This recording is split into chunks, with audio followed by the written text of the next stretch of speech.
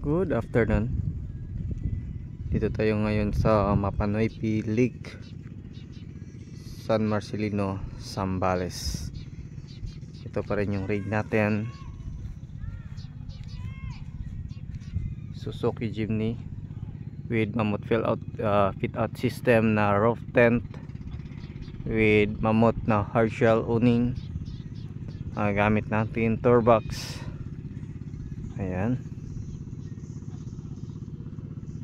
Then ito naman yung view natin dito. Ito naman yung lake. Napakaganda. Napakatahimik. Ayan. So, sunset na.